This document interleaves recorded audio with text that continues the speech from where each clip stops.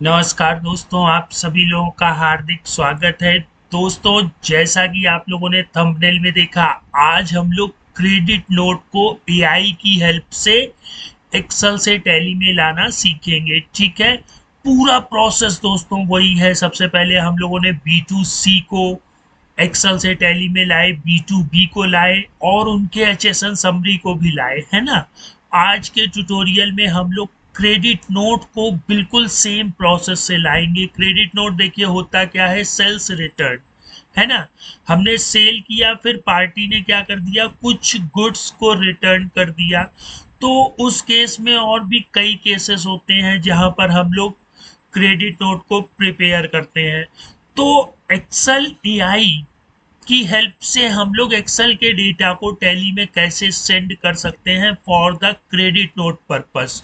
तो उस चीज को हम लोग आज के ट्यूटोरियल में अंडरस्टैंड करेंगे, एनालिसिस करेंगे। ठीक है, तो चलिए चलते हैं टैली स्क्रीन पर और देख लेते हैं इस पूरे प्रोसेस को। दोस्तों, हम लोग टैली स्क्रीन पर आ चुके हैं और जैसा कि आप लोग देख रहे हैं, यहाँ पर कोई भी वाउचर्स इंटर्ड नहीं है। ठीक है, आज के ट्यूटोरियल में हम लोग एआई की हेल्प से एक्सेल डेटा को टैली में पोस्ट करेंगे for the purpose of credit note. तो जैसा कि आप लोग स्क्रीन पर देख रहे हैं, हमने डेट को ले लिया, प्लेस ऑफ सप्लाई ले लिया और क्वांटिटी ले लिया। ठीक है, और यहाँ पर एक बटन मौजूद है। हम लोग कहाँ पर मौजूद हैं, गेटवे ऑफ टैली पर। ठीक, बस बटन पर हमें क्या करना है, क्लिक कर देना है और वॉच करना है। देखिए इसने क्या किया, क्रेडिट नोट को प्रॉपर वे में, जैसे कि एक ह्यूमन बीइंग फीड करता है, वैसे ही ये एक्सेल डेटा को ले रहा है और फीड कर रहा है, ले रहा है और फीड कर रहा है। ठीक है, तो जितना भी एक्सेल का डेटा होगा दोस्तों, ये उस पूरे डेटा को क्रेडिट नोट में पोस्ट कर देगा। ठीक, आप इसको चाहें तो डे बुक से भी देख सकते हैं। ठीक है, और अगर चाहें तो डी से डिस्प्ले और एस, डी से डिस्प्ले, ए से अकाउंट बुक, और ये रहा क्रेडिट नोट रजिस्टर। आप यहाँ क्रेडिट नोट रजिस्टर से भी इसको देख सकते हैं। दोस्तों, इस पूरे प्रोसेस में देखिए हम लोग फिर से कोड को एनालिसिस कर लेते हैं। दोस्तों, अगर आप लोग ये पूरा कोड गेट करना चाहते हैं तो आप इसके पुराने प्रीवियस वीडियो को वॉच कर सकते हैं। ठीक है, जैसा कि मैंने आप लोगों को B2C के केस में बताया था, जब हम लोगों ने B2C इनवाइस को इंपोर्ट किया था, जो कि GSTR1 में भी गई थी। वो पूरा कोड मैंने आप लोगों को डिस्क्रिप्शन में दिया था, तो वही सेम चीज है।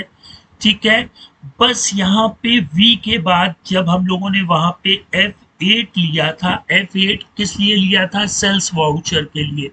लेकिन यहाँ पे देखिए परसेंटेज और ब्रैकेट के अंदर जो मैंने F6 लिया है, मतलब ऑल्ट F6, यानी कि क्रेडिट नोट। क्रेडिट नोट की शॉर्टकट की दोस्तों देखिए आप लोग यहाँ से भी देख सकते हैं, ऑल्ट F6। तो ये क्या करेगा, प्रोग्राम ऑल्ट F6 प्रेस करेगा, फिर जो हम लोग वेरिएबल लेंगे, क्योंकि हमें एक्सेल से डेटा को टैली में सेंड करना है। और एक्सेल में डेटा की शुरुआत कहाँ से हो रही है, रो 5 से। आप लोग देख सकते हैं रो 5 से हमारे डेटा की शुरुआत हो रही है। तो हम लोग i इज इक्वल टू 5 से लेकर के लास्ट रो क्यों लिया, क्योंकि यहाँ पे जितनी भी रो आप चाहें उतनी रो इंसर्ट कर सकते हैं, कोई बाउंडेशन नहीं होगा। आप जितनी भी 100, 1000 जितनी भी रो चाहे उतनी इंसर्ट। फिर दोस्तों इसके बाद हम लोग अपने वेरिएबल को डिक्लेयर कर देंगे कि भाई डेट कहाँ पे है, प्लेस ऑफ सप्लाई कहाँ पर है, क्वांटिटी कहाँ पर है ना। तो हम लोग वी डेट, ये मैंने आप लोगों को प्रीवियस सेक्शंस में भी बता रखा है। ठीक है, फिर इसके बाद हम लोग F2 प्रेस करेंगे। F2 क्या किस लिए प्रेस करेंगे, ताकि डेट चेंज कर सके, है ना। और फिर ये वी डेट को यहाँ पे लिख देंगे। फिर ये सिंबल का मतलब होता है इंटर, फिर कैश लिखेंगे, इंटर, फिर कंट्रोल ए, फिर जितनी बार इंटर होगा प्लेस ऑफ सप्लाई को हम लोग एक्सेल से यहाँ लिख देंगे। ठीक है, तो दोस्तों आप अगर इसका प्रीवियस सेक्शंस वॉच करते हैं तो इस कोड में कहीं पर भी कोई प्रॉब्लम नहीं होगी। और अगर कहीं कोई प्रॉब्लम होती है तो नीचे कमेंट बॉक्स में कमेंट करिएगा, मैं उस चीज का रिप्लाई करूंगा। ठीक है, सारा प्रोसेस वही है जो हम लोगों ने B2C सेल समरी में किया था। ठीक है, बस चेंज क्या है, आपको F8 की जगह Alt F6 लिखना है बस। ठीक है, तो दोस्तों इस AI की हेल्प से आप लोगों ने देखा कि हम लोगों ने sales voucher, B2C, B2B, HSN summary, credit note, ये सारी चीजें हम लोगों ने कवर अप कर ली। आप इसी तरह परचेज भी पोस्ट कर सकते हैं, डेबिट नोट भी पोस्ट कर सकते हैं, है ना। और सबसे इम्पॉर्टेंट चीज दोस्तों कि अभी हम लोगों ने आइटम यहाँ पर एक ही फिक्स रखा है। ठीक है, हम यहाँ पर अगर हम मान लेते हैं कि हमारे पास 4 से 5 प्रोडक्ट या आइटम है, उनको भी इसी ढंग से करना है कि कभी ये आइटम सेल हो जाए, कभी एक साथ 2 आइटम सेल हो रहे हैं, कभी 3 आइटम सेल हो रहे हैं। तो एक ही प्रोग्राम हो, उससे वो 4 आइटम हो या 50 आइटम हो। ठीक है, 50 आइटम के लिए दोस्तों बस होगा क्या कि ये एक्सेल सीट का ये पोर्शन थोड़ा सा बड़ा होता जाएगा। ठीक है, जितने आइटम्स होंगे उतने आइटम्स हम लोग यहाँ पर मेंशन करते जाएंगे। और दूसरी चीज की हमने अभी यहाँ पर रेट को फिक्स रखा। ठीक है, तो अगर आप रेट को भी चेंज करना चाहते हैं तो उसका भी प्रोसेस थोड़ा सा डिफरेंट हो जाएगा। और अगर आप लोग क्वांटिटी चेंज करना चाहते हैं तो क्वांटिटी तो देखिए मैंने यहाँ पर ले ही रखी है। अगर आप डेट फिक्स रखना चाहते हैं तो डेट को यहाँ से हम लोग हटा सकते हैं, या प्लेस ऑफ सप्लाई मान लेते हैं फिक्स है, आप विथ इन स्टेट ही बेच रहे हैं या पता लगा पंजाब से पंजाब ही बेच रहे हैं, है ना।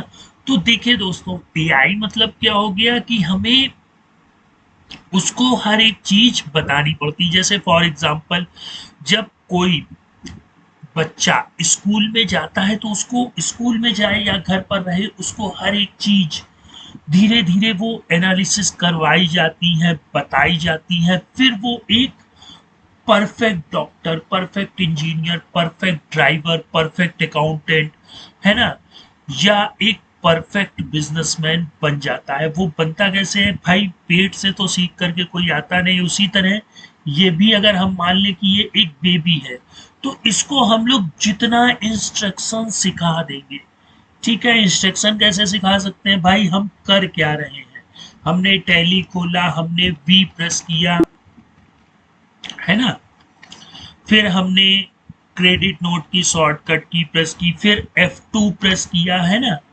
F2 प्रेस किया डेट को चेंज करने के लिए, फिर यहाँ पे पार्टी का नाम लिया, फिर यहाँ अगर डिटेल भरनी है तो फिलअप कर देंगे, नहीं भरनी है तो कंट्रोल ए से सेव करेंगे। फिर यहाँ पर अगर कोई चीज चेंज करनी है तो उसको चेंज करेंगे। कि मान लेते हैं हमारा बायर तो हरी ही है जो कि पंजाब से है, लेकिन हमें गुड्स डिलीवर करना है हरीराम को जो कि मान लेते हैं उत्तर प्रदेश के हैं। तो वो सारे प्रोसेस जो हम लोग मैनुअल टास्क करते हैं वो इसको सिखाना पड़ेगा। ठीक है, तभी तो ये आर्टिफिशियल इंटेलिजेंसी की तरीके वर्क करेगा, है ना। हम लोगों को भी क्या है दोस्तों, वो चीज बताई गई है ना, वो चीज अंडरस्टैंड करवाई गई है, एनालिसिस करवाई गई है। भाई हमें यहाँ पे बॉर्डर लगाना है तो हमको ये सिखाया गया है कि यहाँ पे क्लिक करो, फिर यहाँ पे ऑल बॉर्डर लगाओ, है ना। ये तो ह्यूमन बीइंग ने किया, ये हमको सिखाया गया, ये हमारे मस्तिष्क में फीड है। अच्छा, उसी तरह जो टास्क करनी है हमें, तो हमें भी इस बटन को वो प्रोग्राम, वो इंस्ट्रक्शंस देने पड़ेंगे। ठीक है, अभी तो दोस्तों हम लोग एक्सेल VBA की हेल्प से ये सारी चीजें कर रहे हैं। जब इसमें पाइथन इंप्लीमेंट होगा तो ये जो कोड इतना बड़ा है दोस्तों, है ना, ये और छोटा होता चला जाएगा, है ना।